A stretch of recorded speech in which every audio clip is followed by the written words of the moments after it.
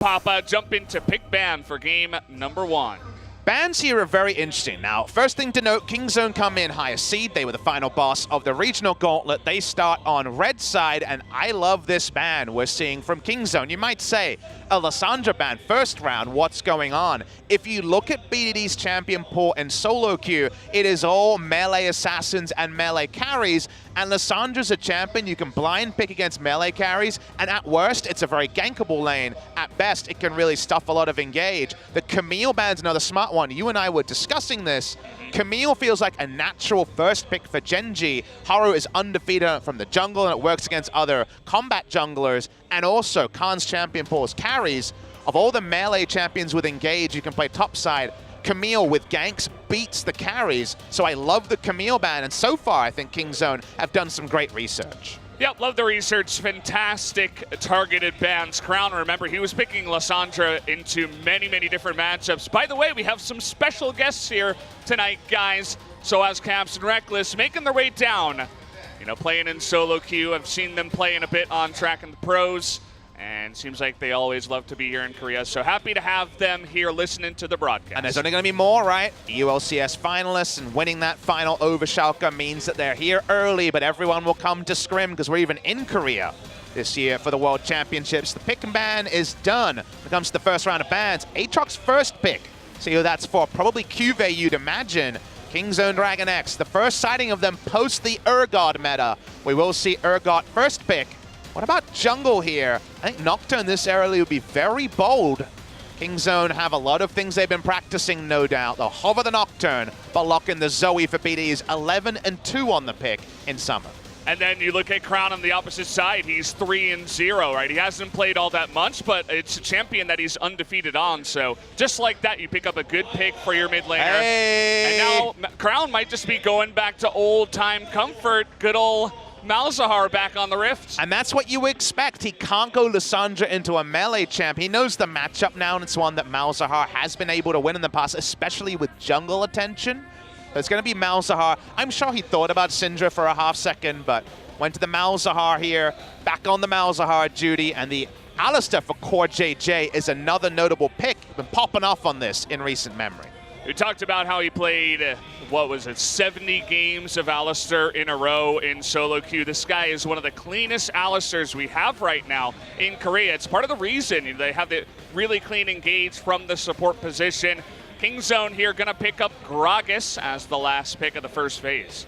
So Kingzone, again, chose red side. We've seen a lot of people choose blue. If you look back at the last two series, we had Genji play 5 games on blue side and then 5 games on red side against Griffin.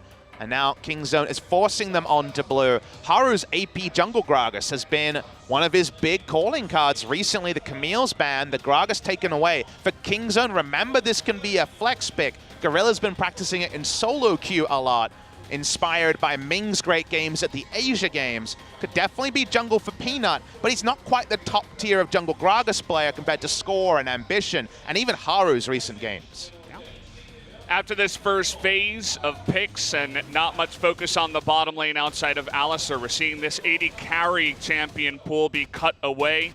Both Ruler and Prey, obviously fantastic asses, but the Varus is also taken away. With the recent lack of Ezreal that we're seeing, we see all these other picks being taken away right now. Sivir ban, Ruler's played it once, but to me this is saying Kai'Sa, right? Because Kai'Sa is the one that you can play Sivir into according to much conventional logic.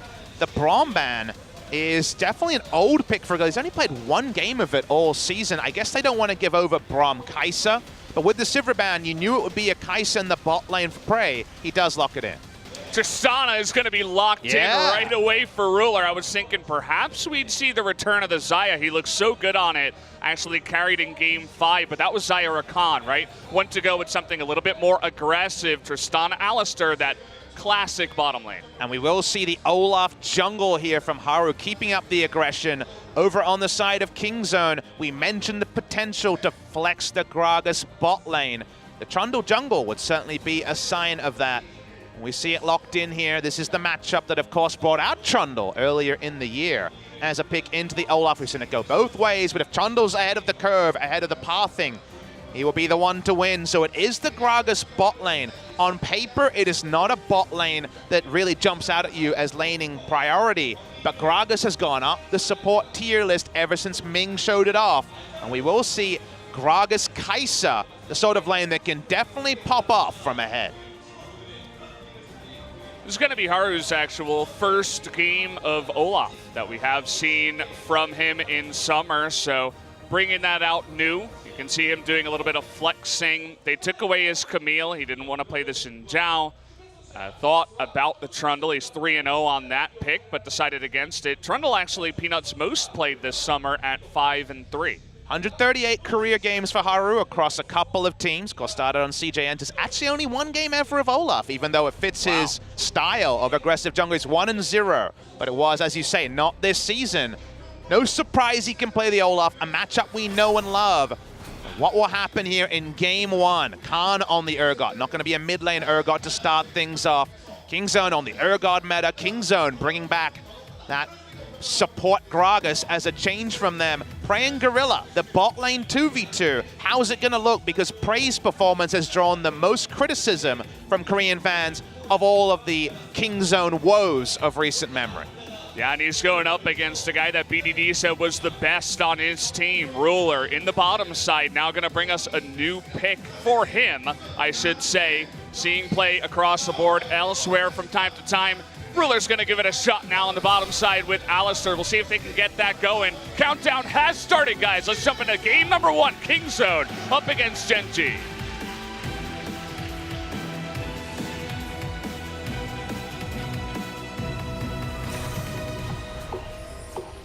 소환사의 협곡에 오신 것을 환영합니다.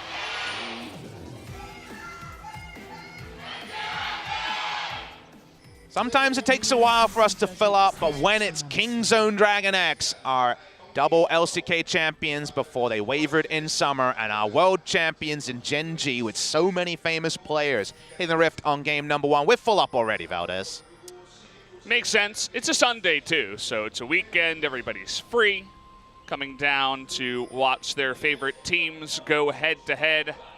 And it's a road to redemption, you'd have to say, for both teams. The Kingzone DragonX side has been the more discussed because, of course, since spring final, they have really wavered. Feels like the team that was sent to MSI never got back, and they have certainly been a lot more wayward in summer, and of course their international performances has, let's say, lost them a lot of neutral support. They'll still have their hardcore fans, but it feels like the neutrals that just band together to support the Korean team that represents are now no longer as confident in Kingzone DragonX. It used to be if you win in Korea consistently, you win in the international stage, and Kingzone weren't able to show that. Meanwhile, Genji, our world champions, finished 5th into 5th. So haven't been able to find anything domestically. Want to make it back to Worlds to show that that is their true playground. Curious to see just how aggressive they get in the bottom side here. The Tristana Alistar combination that you can go for. Still a thing down here, but obviously that late game with the massive range that Tristana can bring makes her a more appetizing choice compared to Caitlyn. We saw Caitlyn Morgana twice from Griffin. Didn't quite work out in that series. So interesting start here. Peanut had a ward topside on the Scuttle, wants to avoid Olaf at level 2, level 3, and went big buff, big buff. Started in to the Hunter's Machete, went red, blue into getting a bot side Scuttle. He doesn't want to get double Scuttled, so he's not level 3. But Haru himself actually getting the end of the patience here of the red buff will be able to take it, but very defensive start for the Olaf, despite maybe conventional logic. Yeah, both these guys just want to avoid each other for now, it looks like. Just going into that farming phase. We talked about how it should be action-packed, but we're going to have to wait a little bit before that does hit the Rift. Speaking of which, we've seen a lot of Urgot versus Aatrox in the top side. Both sides winning at different points. In Korea, in that recent match 2 days ago, the best of 5, Sword versus Cuvée. Cuvée was winning the matchup pretty much every time with jungle and intervention or no. Now it's Khan on the pick, who is a bit more praised for his laning phase than Sword. So is it going to be the nameplate, or is it just going to be the matchup that's evolving here? Again, with where balance is right now, we could be seeing a lot of Aatrox versus Urgot at the World Championships. So any more data points between great top laners is definitely welcomed by me. Definitely like that. Also got eyes on the mid lane. Crown returning to that kind of alt bot champion in the Malzahar. Said he's not a big fan. He wants to be a little bit more aggressive, have more of a impact on the play, I suppose, instead of just pressing one button. It's pretty good into the Zoe as well. You can lock her down after her portal jump. So we'll see if Haru visits the mid lane with his Predator on that Gragas. Very common pick nowadays. Speaking of Predator, we see Predator on Olaf available to be used. He's finding the Trundle right now. Not going to be able to find anything from that just yet. We're still on 8:15, guys, by the way, with Akali enabled compared to the LCK playoffs. One thing of note is that Electrocute nerf actually was 8:16, so Electrocute is still full power. And Haru is one of those Electrocute Gragas players still, rather than Spirit and everyone else who prefer the Predator. So far, not much going on here. Peanut and Haru just shadowing each other up in the top side. Saying hello, but actually the vision control goes massively to the side of Haru as Kive was pushing up there. Everything else pretty even outside of the mid lane where BDD has gotten a small lead in CS. Comps here are a little bit different to some of our more conventional comps we've seen in recent memory. Think of Kai'Sa comps, you think of heavy CC, Ornn top lane, Urgot. It kind of fits the role, but it's definitely not Ornn when it comes to setting up plasmas. We see Galio mid lane. In this case, there is pick CC and a Kai'Sa rather than, say, teamfight Wombo and a Kai'Sa. So it's not as much set it up and then she will Wombo them down. And Malzahar lets you know there's plenty of pick on the side of Genji as well. Speaking of pick, this is what happens in this matchup. You can attack the lane, but speaking of being attacked. Oh boy, BDD getting pretty aggressive, but he lands it and dodges the axe. Is able to get out of there. Haru not level 6, so he cannot follow up. Fantastic gank timing by Haru, but the skipping is just enough to stop BDD going down. Crown himself getting very aggressive. I think back all the way to the Syndra versus Malzahar matchup, the first game of the World's quarterfinals, where it was a blind pick Malzahar. BDD had license to punish Crown on the day, but he went too far, died in lane, and got ganked too much. And his exuberance was one of the reasons Longzhu could not beat Samsung Galaxy at the time. Now, once again, he's able to attack, but the first time he goes super aggressive, Haru's there to punish. Hey, we're talking about that gank timing. Now it's opened up the jungle for Haru as well. He's able to get that first Scuttle Crab after Peanut did get the first 2, and he's about to hit level 6. After that bottom side camp, I would imagine. So we'll see where he decides to gank afterwards. BDD is likely today to be feeling a lot of pressure. Again, we've been talking about where fan sentiment is at because, of course, when you fail internationally, someone has to be blamed. That's unfortunately the reality of how the community will always react, and feels like BDD is the only one who's escaped criticism all year. He's been in great form, especially at the end of summer. He had so many pop-off performances in a row, but wasn't able to make it happen against a Freak of Freaks. And now with another critical best of 5, Kingzone DragonX in critical matches have fallen down multiple times in a row.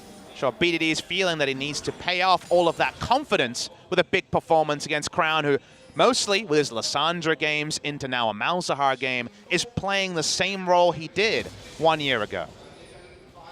Take a look at this. No flash on BDD. We got flash ultimate from Crown. Peanut is nearby. Look at how patient BDD is being. He knows that this potential gank could come in. Decides, hey, I'm not even going to step forward. Good passive play here from BDD. Doesn't feel good. You want to be attacking the Malzahar. Malzahar's laning pre-level 9 is his biggest weakness. After that is the pick factory that we know all about. Has gone for Summoner Aerie for a bit more laning here. Didn't go for Predator or something like Unsealed Spellbook on the Malzahar. We've seen from other people that BDD paying the price of his flash being down. Just has to sit back and wave clear. Speaking of wave clearing, Cuvée getting that free lane, and we saw some pretty big sweet spots open up from his Aatrox in that last series, critting people for 720 and then some. And because of that, giving Aatrox a free lane mid or top always doesn't feel like the best. I noticed that we saw a lot of first picking on the Urgot and trading that for the Aatrox, but now Genji seemed to have a good read on picking the Aatrox first into the Urgot that they know is coming. Decided that, hey, this is the better matchup. for us. The better side of the matchup, I should say. And the bans also played into that. We were thinking about first pick Camille, banned by Kingzone DragonX. Zyra Rakan almost every game towards the end. That's going to be 4 games in a row. Rakan banned away. It's all about the trades here, with Kingzone choosing red side. Not so much about the trades of jungle farm anymore. There are equal numbers, but min-maxing in terms of experience advantage definitely goes to Haru. That it has the Gen G of old, that scaling, passive play has been tuned up a little bit with Haru and Crown making their way onto the Rift, but so far for this game, it's just been sitting back, farming up. They haven't really had too many opportunities outside of the BDD gank. And Haru now, after hitting level 6, gonna pick up his red buff and still waiting for that first blood onto the Rift. Very interesting to see where this game goes. It gets longer. We'll draw your attention to a keystone choice on the side of Ruler. Has gone press the attack, Tristana. First of all, this in Challenger in Korea, and it's been played also the LPL. I saw Abel doing it over there for RNG. Just a choice here where you can get some really nice trades in the laning phase. Get 3, 4, 5 points into the explosive shot. Get the autos in to pump that up, and also proc the press the attack for the explosion damage. So a bit more lane presence for the Tristana. Doesn't need too much help in the late game if she gets through the laning phase. We got the Ocean Drake start here. Haru with this red buff and jungle item. Gonna be going for this. Pretty free. He does have some vision, regular ward in the pixel brush, as well as a control ward around this area. The pushing bot lane, as well as the mid lane, as BDD just now is gonna get his flash, means that it should be a pretty free Ocean Drake, and this is good. I mean, the laning phase still going on. Everybody knows about Ocean Drake for the laning phase. It's pretty good. Likely priority was going to be mid lane, but the flash being down stopped that. We're seeing a lane swap here, so early back they knew the Drake was being started. Got the Storm Razor and going straight to top side to help Urgot and get a structure, get something started for Kingzone DragonX. I like this proactive answer. It is a reaction, but it's a proactive one, trying to find an advantage on the map. They're feeling good about fighting soon. And speaking of fighting, trying to bait him in, gets the flip on over, waiting for that World Ender. Now it's 1-on-3, but he's gonna pull him all the way back. Still got flash here on Cube. Can he get away? He's able to dash after him, but the cast is able to go over the head. First blood goes over to Gorilla, and Haru himself can have to flash away. Subjugate onto Crown now, as the rest of Gen G are a little bit late to come up to the top side. Gonna be a good fight there for Kingzone. Really good lane swap here that surprised Cube and then some. He's full on brawling with no information of where the enemy duo lane was. Probably could have been called by the duo lane saying, wait, they're taking a lot longer to get back to lane. I don't think they're waiting for an item. Nobody in competitive play waits for 30 gold, 40 gold anymore. And so they just don't expect it. There's a deep lane ward, but consider when Kai'Sa's being spotted. It's now. That's when Kai'Sa's being spotted. Cube still takes 1 aggressive Q, and it's 1 too many. The flip opens up the killer instinct, and they use the ult there just to stop him opening up distance. Gragas rolls in, throws down the ultimate. Haru was doing that all the time against Griffin. Yeah. They get the first kill. The teleport's really late from Crown. Very good set-piece play. This sort of set-piece play, again, following on from the Tristana being shades of RNG. We see this from Uzi on the side of RNG a lot when he's in a Kai'Sa lane. That's usually to either answer an Urgot. In this case, it was just, well, we don't have bot side control. The Drake going down is a great sign of that. Let's get control somewhere. Also, around the same time, the Rift Herald spawns. Really like it, and Gen G too slow to work it out. That's one thing that seemingly always works up against Gen G, is to get in their face and be proactive and make plays like this. But now Gen G has reacted. They sent their own bottom lane up to the top side. Love the vision control here by Kingzone around the Rift Herald. They know the next Drake going to be an Ocean Drake, not so big. They would love to pick up that Rift Herald if possible. I love the parallel lines. 3 in a row from Kingzone, 2 from Gen G, now 3. They have very similar areas of control, and it's safer for Gen G to pop over and clear some of those wards. And if you control the river, this man on your screen, Crown, can show up. He doesn't really have any ability power, just got a lost chapter, but working towards some damage. 50-50 farming is fine for both AD carries, but CoreJJ. Oh, nice play over the wall. Looking for Gorilla here. They take him down in the end. CoreJJ still has his ultimate up and running. We talked about his Alistar. BDD trying to punish him on the backside with the Ignite. Looks like he should survive. But either way, that clean Alistair makes a return to the Rift. That's the core GG we know and love on the Alistair. He's actually able to get the flash headbutt pulled off before the Trouble Bubble actually armed. There was a very small window there, but he ends up not having to eat Humble Pie, but Kingzone make a nice rotation through mid lane, knowing that multiple members of Gen G were out of position. Yeah, both TPs for the top laners were down. Khan is the first one to rotate. Cube just going ahead down on the bottom side, but the mid turret going to be a much bigger objective, and it's the first blood turret that does go over to Kingzone. And you feel so good about making Malzahar predictable because it's him showing up that usually is the start of problems. Speaking of problems, Kingzone at least going to try and answer Vision, but probably no more. As, I think Gorilla's gone too far. Yeah, it looks like he has just a little bit here. Haru going to dunk him on his way out. That's going to be another kill. And this is the Tristana going pretty aggressive once again, pushing Prey away from the lane. They may even consider going for this top turret now. Stormrazor pressed the attack. Tristana does way more damage than you remember Tristana doing at one item. Gonna see the Tristana keep pushing, and this could be a 2-for-1 trade extended, even though the rotation play from Kingzone and mid looks so clean. Gorilla getting caught. Removes any advantage from the side of Kingzone. It's a bit unfortunate, but the support Gragas is just not going to have the stats that a jungle Gragas or a top Gragas is going to have. He's going to be lower on levels, and if you use your body slam and you don't have your flash, you get caught by the Olaf or anybody else, you could be dead meat if there's any follow-up. But this is a really good sign for the series because we've actually seen a very high-level 15 minutes with Next Level. Next Level is proactive plays as a reaction, and then actually pulling off a cleaner reaction to that with the 2 turrets on the side of Gen G. We're trading smart moves between Kingzone and Gen G. And I don't know where the series will end up if we get 5 games of this.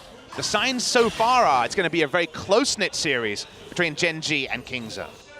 Korea this year has been all about those 5-game series, especially in the gauntlet so far. We have had 2 of them in a row, and this seems to be the most even matchup. But take a look at Core JJ's play once again. So he's hit by the Trouble Bubble. Here it comes through the wall. He has 1 second to do this play, but Flash Headbutt Pulverize, not the longest range. That was full range headbutt. Maybe he actually wouldn't be able to press the Q button.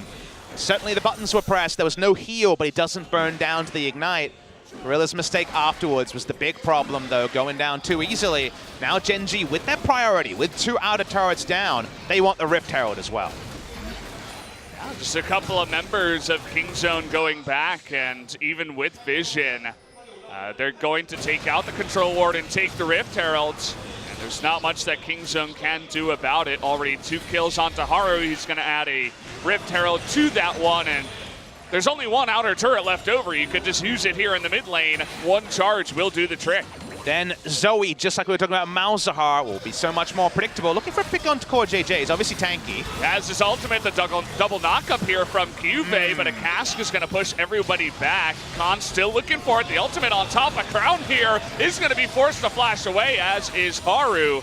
Not going to use his flash, but just running out of this one. Kingzone trying to catch him here is not successful. They're being feisty, but they're not really being controlled. They're firing out ultimates, looking for something rather than cementing something.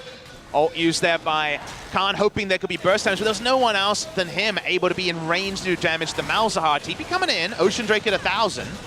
Kyubey certainly thinking about this one, is already going to pop his World Ender on top of Peanut, who is going to be able to flash that wall.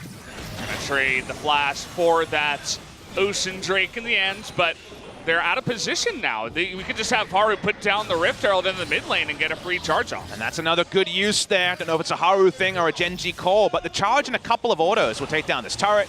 Kingzone going to give it up. 3 outer turrets down at 17 minutes. They had priority in 2 lanes. This is pretty much a disaster on paper for Kingzone. Gold lead also goes up to about 2,000. Yeah, and it's not just the outer turret. We have a TP coming in, but already Shelly getting the work doing there.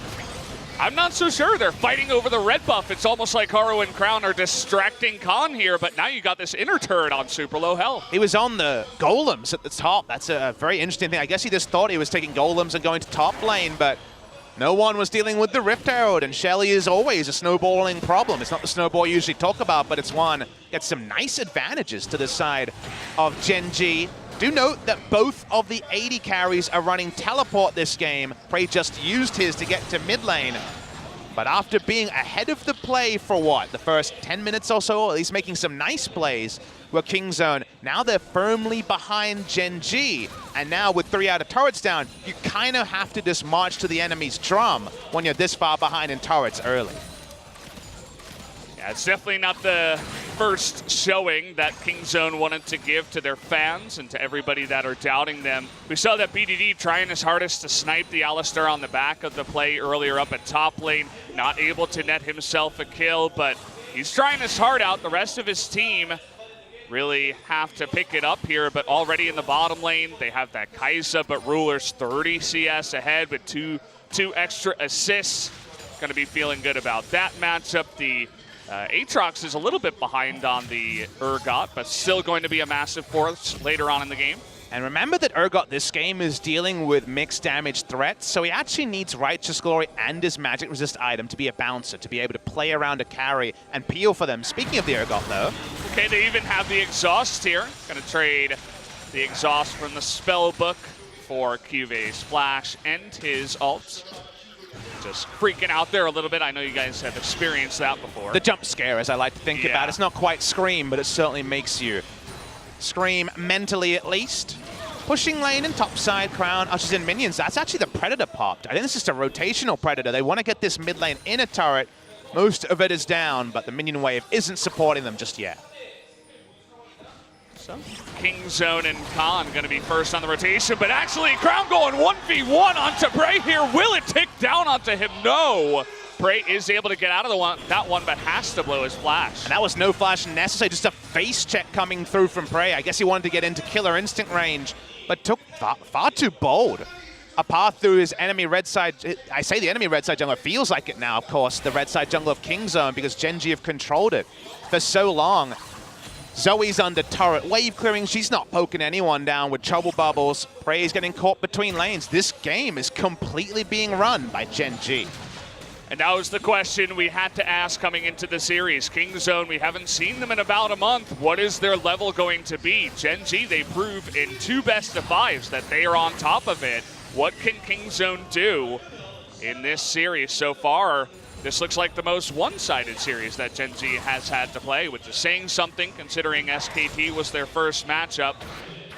Either way, Kingzone, they're going to have to change up the way this game is going because it's not looking good so far. Definitely when it comes to macro outplays, I'll agree. Of course, we can't forget that SKT exploded Gen G in that Game 3 of that first series. That was the 22-minute victory.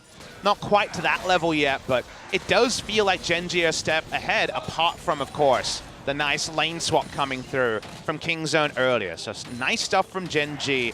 They're starting to control the map. Kingzone's defensive vision has always been a good point for their team, and their vision is still good. They're not giving up anything. It feels like one flash, another ult from the Malzahar later, this game is going to change, and Kingzone also have to pay their taxes and get the QSSs despite being 3,000 gold down. Yeah, maybe Crown is not a huge fan of the Malzahar, but it's had a pretty good impact in the game so far. After getting the flash earlier on the Zoe and winning that lane, essentially getting control of that lane, and then now having, you know, Prey flash and just being a menace up in the top lane with his own teleport, able to split push. It's been a good pick for Crown historically, and well, I guess we're going to see more of it, especially because his Vel'Koz so far is 0 and 3. And I want to draw your attention to the CS numbers as well. In every role except top, the CS is being won by Gen G, and you could also just include the jungle CS there to make up for the slight disadvantage for Cuve. There's just a lot of minions when you have 3 turrets down and you lose control of your own jungle that are lost to turrets that you can't get to as Kingzone. We saw Prey try to take a direct path between turrets and almost die to Malzahar in one rotation. So Kingzone have to be respectful, and when it comes to something like a mid game, they're losing out, and the gold lead is growing without any real action happening on the Rift. It's just the feel of you can't even walk into your own jungle, which means that Raptors get taken away, Krugs from time to time, the right side Gromp, as Cuve has his way with that side. We haven't engaged though, the cask is going to mix, and there we go onto Gorilla, who once again, he's pretty squishy, trying to get that engaged, but one flash away from just not able to do much. And it just seems so unlikely it was going to lead to anything. Urgot wasn't in position, Kai'Sa can't just zoom in and get Malzahar ulted. Really strange stuff coming through from Gorilla. lack of synergy between these now veteran players, unfortunately, on full display. And this inner turret, they've kept it alive for a while. It'll go down now. Gen G kind of just waltzing their way to a big lead in this game. Gonna pick up a second Drake for themselves, but yeah, I said it before, this kind of looks like the easiest game that they've had to play so far. We'll see if Kingzone can change anything. Looking for that play. Actually, BDD gonna use that counterfeit flash to get out of this one, but Trouble Bubble onto Ruler. Do they have enough damage? Yep. There it is, the ultimate comes out from the Urgot. The rest of Gen G now, going to be on the run. As KJ and Crown not able to do much by themselves. The Ignite comes in, and it looks like it will be enough with the Electrocute proc and the W coming out of BDD. He's so low. Here comes Cuvee looking to go 1v9. He takes out Gorilla, and Malzahar able to take out the Zoe on the backside. Now it's 2 for 2 overall. They're looking for a dive here. Not sure if that's a good idea. And in the end, Kingzone gonna push them back and potentially take a turret. I believe the bounce off a minion dying had the Malefic Visions hit BDD after popping off at the start. He'll go down, but that's the sort of caster curse I'm all about. Valdez, you said, oh, looks like an easy game. Suddenly Kingzone trying to make it a series. They're just pushing through mid lane, they're getting picks and saying, we're not gonna roll over in game number 1.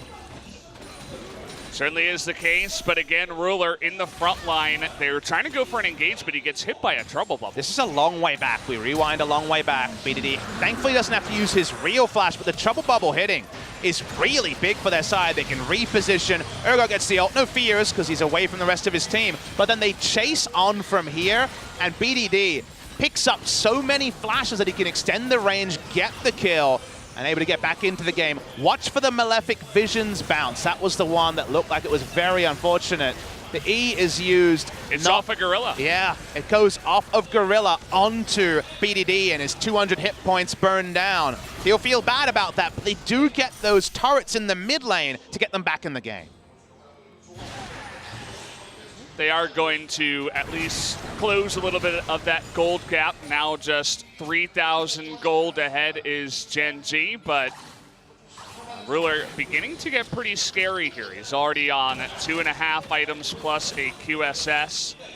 Has finished that rapid fire cannon, and even though the last fight was heavily in favor of Kingzone, that was because Ruler hopped into the enemy team and just ate it to the face. So as long as he doesn't make mistakes like that in the future, I feel like Gen G will still be pretty happy about their position. Hard to call this a fight truly, because it was mostly about Kingzone trying to take down members and Gen G run away.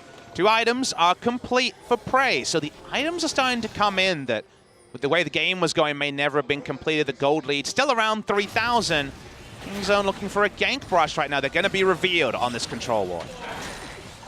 It's also a Malzahar. Another small thing is his passive. He's not just going to get hit by 1 Trouble Bubble and die. So it's good for split pushing, and if you have any vision, you should be safe. And, you know, if we're the IRS, Kingzone haven't paid any taxes at all. And Crown's build, you don't always see this, is Rylai's second for target acquisition with slows. It's general annoyance pick build, rather than going for a min-max damage build. So if you don't pay your taxes and the IRS is out, there's a real chance here that Gen G can find that first pick and stop Prey from opening up in a fight.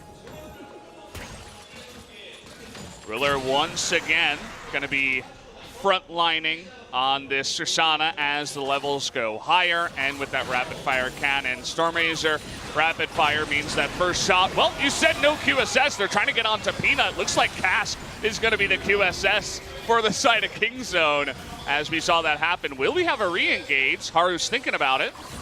Cooldown not the longest. They get a rotation through as 5 members meet 5 members in mid. The ARAM, I think the threat goes down from the Malzahar considerably, and of course his ult is down now, so nothing too much to think about there. The gold lead for the Tristana has only gone into QSS and a pickaxe, so it's not going to be a huge swerve by any means. 2-item Kai'Sa can certainly pop off. It's no AP Kai'Sa this time. Could be the 3 evolves, might just be a more standard AD build. He's in a good position with enough time to do significant damage in a 5v5. Cuvee versus Khan up in the top side. They've been going head-to-head, but so far it looks like Cuvee has been on top of pushing a little bit faster against that Urgot and getting the rotations down. So we should talk about where Gen G win this game. if you look at their team, their engage is an Alistair flank and really a Malzahar ultimate, so both of those very situational.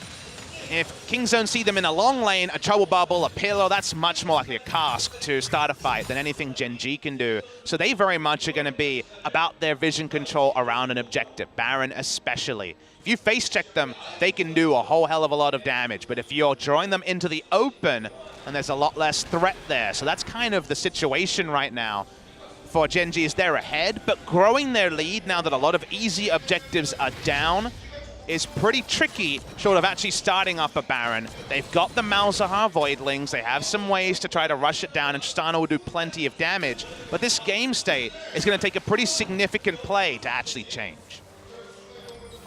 So far, the vision around this Baron has been heavily controlled by Gen G. There's only the one consistent control ward that just continues to be plopped down by Gorilla into the pit that lets them know anything about that Baron. Okay, no QSS on a Prey here, and he is just gonna go down for free. Crown has to flash in for that one, but a big mistake as now Gen G can just push in. A solo mistake by Prey is gonna lose them so much here. The Aatrox is still pushing. He's gonna get an inner turret, you'd think, and that's definitely gonna be Inhibitor. Showing a little bit of respect here. They finish it off, and the man who's drawn the most criticism makes a straight-up unforced error. That's not something you want to see if you're a Kingzone fan, just being in range of a flash ultimate without QSS from the Malzahar. That just should not happen. And that's the last part, Valdez. You can walk up like that if you paid your taxes, if you bought the QSS. You can't do both. That's just straight-up misplay. Very nice taking of that advantage by Crown. He knows his Malzahar. He knows his target selection. They get the kill.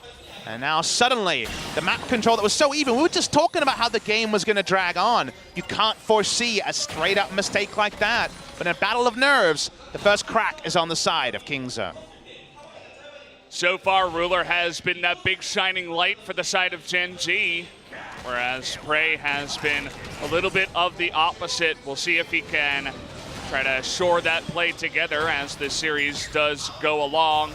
The Kai'Sa was one of the reasons why Kingzone was actually able to win the spring split. They played it so many times, Afrika just refused to ban it, and everybody was calling for the ban because Prey's Kai'Sa was so clean. That's not what we're seeing here at the end of summer. And by the end of spring, Prey was top 2 in the tier list for AD carry, but it's fallen away, Valdez. It's been a very significant struggle for him, especially post-Rift Rivals. A lot of criticism for his Lucian game against Rogue Warriors, and not too much great to say about him after. So for a veteran player who has never missed Worlds when active, 2014 did not go but was retired at the time, he is on that quest and he's not doing his team any favors. Well, that's definitely an eye-opener of a play as well, where even Prey will be like, oh crap guys, I'm really sorry, that was all my fault. So maybe after that one, he'll just take a step back, play a lot more carefully, and not make those mistakes. But either way, don't want to harp on it too much. Yep. Gen G still in really big control of this Baron right now, and they're going to go for it. There's actually zero vision. Haru is not in the pit, and Prey, he's going back. He does have the teleport, but really nice play here. Haru is baiting that they haven't started it. We know it's down to 4,000. Oh man, it's so low, but Kingzone, they're gonna get pretty close to flash over the wall, and there's the smite by Haru, is able to take down the Baron. Core JJ is gonna be the sacrifice on the backside. Kingzone now, they wanna bite off a little bit more. Cuvee looks like he's even gonna try to flash to get away from this one, and that he will. Ends up being a good trade. Certainly they got the Baron, and this was, of course, with the minions pushing as well from Gen G. Turning into a no-win scenario for the enemy team was Gen G. Kingzone BDD is going to skip back and try to wave clear.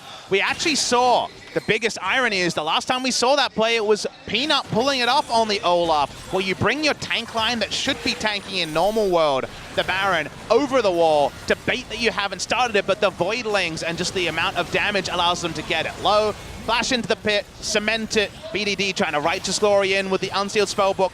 Smite isn't going to be able to get into the pit. Really well done. Nice creative play coming through from Gen G. They get the Baron to go along with the picks and the inhibitors in full control, and while the gold lead still hasn't ballooned to 10,000 like we saw so many times in the 10 games of the regional qualifier already, feels like all the pressure, all the momentum is on the side of Gen G. That it is. I mean, they did just get the Baron, and a couple of kills went to the side of Kingzone. This is when you would expect them to continue to push on in. Already one inhibitor is down, but now they can just go for what looks like a 1-1-3 at this point, but just Olaf to come down into the bottom sides and the Aatrox with his TP up in the top and begin to push these 2 extra lanes. Seeing Khan camp, he's going to clear a ward. I'm actually going to draw some umbrage for the build from Prey. He's gone Hurricane short range build. Of course, the Hurricane used to be core, but then the synergy with the E was removed. Going this build suggests I'm going to stand and bazooka down passive procs. We already said they don't have Galio. They don't have a lot of setup for him to proc his passive, and you're short range against a Malzahar, so you're definitely going to get QSS here, and if you don't buy it, you just die. So not having an answer to the Malzahar and playing a short-range Kai'Sa build seems like just a straight-up mistake. I understand min-maxing damage when your team's behind, but this is a comp where you need QSS to play Kai'Sa. You said it best, this is the time where the IRS is actually going to catch you. Sometimes you can get away with it, but not in this game. They already sent you 3 warning letters. I know Ruler has his, you know, he's paying his taxes. He's not even up against the IRS, the Malzahar in this game. He's just using it against the Trouble Bubble. Oh boy, well, it's going to require, I think, a big mistake here, because Crown's certainly going to be holding on to that R button unless they can instantly delete a tank, but he'd love to hold on to it for Prey. Second Prey makes his move with that short-range build. He's just going to click on him and say, I'm doing my job in this game. That's what a Malzahar does. Cuvée going to drag everybody up into the top side, and he's not even going to go below 90% health. All right, well, it's full tower defense now as Cuvée pushes up. His inhibitor's going down. The Nexus turrets are taking damage. Is Kingzone going to actually just wait for a moment, or are they going to try to create one? They tried with Gorilla earlier, and it did not work. Well, he does have his flash. Now's going to be the moment. They're looking for someone. Oh, Crown's going to fail his flash there, but immediately is going to ult onto the Trundle, who gets super low. Prey, though, does have a lot of space down in the bottom side, but Ruler over the wall is just going at it alongside Cuvée, who's just running at this Kai'Sa. Nothing she can do alone. She will go down. There's only BDD and Khan left, and Ruler not even in the fight right now. Is going to try to hop on over BDD, trying to carry this one by himself, but here's the Tristana. BDD is going to get low, but he kills him in the end. Khan able to trade a kill on the backside as Haru was too low to help out, and Kingzone somehow stay alive in this game. Super exciting final fight where it went one way and the other. The seesaw was so clear. Ruler was the one to get Prey out of action, but then didn't get a rocket jump reset, so wasn't able to have threat. And while it was just Urgot and BDD was untouched for the majority of the fight. We're going to go all the way back to how it started. Malzahar ult just used because he had to. There were so many people on top of him. Ruler's the one that tries to get rid of Prey, but then he gets trouble bubbled. He didn't have a jump reset after going over the wall. And so while this looks like it's going to be a rout, look at the names here. It's Haru, it's Core JJ, it's Cuvée, who was already into his passive. There's not a lot of damage left off. Ruler needs to be there to stick a team fight like that. He couldn't get into it. I guess maybe he should have flashed over the wall, but you can't know. That's a hindsight point. And Khan able to finish it off. He actually was able to play Bouncer after all. Yeah, it was definitely a hard fight for Ruler. He ate a trouble bubble with his QSS down. He had to hop away from the Zoe. And so after that, he was so far away from the fight because he was in the jungle, actually, after that one. So it took him so long to rejoin the fight. They were lacking a lot of damage. Gen G staying a long time there. Nice little pick by Kingzone, but now they're going to give up an Elder Drake with 3 elementals. So that fight was almost the best case scenario for Kingzone, where the game is at. And we talked earlier about in an ARAM, they don't have a lot of engage on the side of Gen G, so they can't really force things. As you move closer and closer to the enemy nexus, you don't get a lot of options when you don't have engage, when your siege never going to be safe, when Gragas can throw out a cast. So the engage disadvantage and just the terrain where they were fighting on brought out the best of Kingzone. You replay that team fight with flashes down, it's going to be hard to recreate. That it will. Lots of summoners down here. Ruler looking at frontline. Peanut, I like this play, trying to come in from behind. You got to do something sneaky like a flank. But you don't have too much time because the minion's still pushing in top and bot. Here comes the third super minion wave in mid. So Peanut, he's waiting, but the pillar's going to have to be God tier as Ruler wants to auto attack down this Nexus. He's got such long range at this time. The cast not going to be enough. It actually knocks Ruler away from the turret, buys him a little bit of time. But it feels inevitable right now for Gen G. Look at that Whoa. crit onto Prey. He's ticking down with the Elder Drake damage. He can't even be in the game. Ruler is going to do his work in the end. Prey trying his hardest to get it to the back line, but there it is. Crown is able to lock him down. GG, Gen G going to be able to take game number 1. Nexus explodes, and Gen G want to extend that winning matchup against Kingzone DragonX and make it to Worlds. First sighting of Kingzone since the loss against Afrika. And unfortunately, it was the one that was defined by that big mistake in the mid lane from Prey. Chose not to go QSS. Definitely a decision you can make.